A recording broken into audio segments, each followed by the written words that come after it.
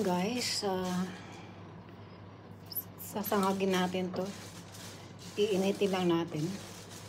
Sarap to siya. Ganito siya. Katapos, gagawin natin siyang powder. Papowderin natin. Ito yung masarap na ano, kasi nasangag siya. Yun. Last time, nakalimutan ko dapat pala hindi lalagyan ng oil. So, nilagyan ko ng oil. Then, I want to make it powder. So, how can? Kaya, ayan, bumili ako ulit. Para gawin ko siyang chili powder.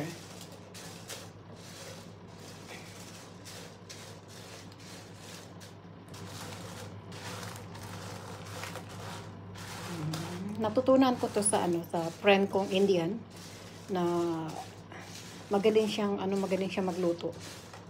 So all ingredients sinasangag niya, pagkatapos niya sa kanya ay pa-powder like black pepper, ganun.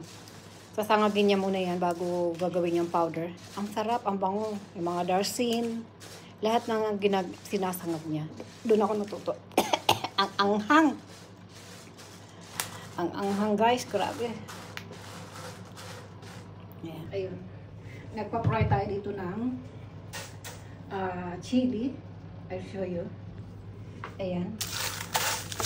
Fry ko ng chili. Bago gagawin ko to siya, chili powder. Masarap to siya. Mabango. Okay?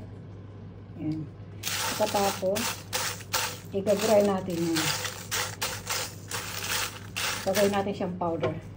Anyway, naka-face mask ako kasi grabe pala ang anghang. Buti na lang naka-open yung exhaust fan ko.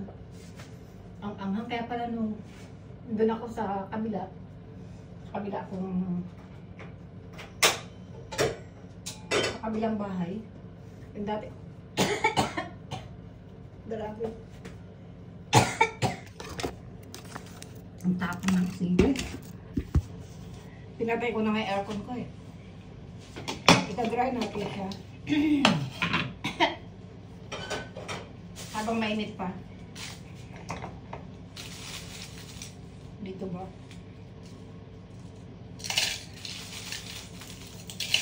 Gagawin natin siyang powder.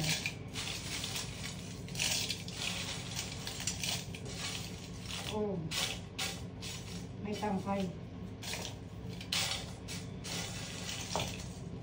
Konti muna.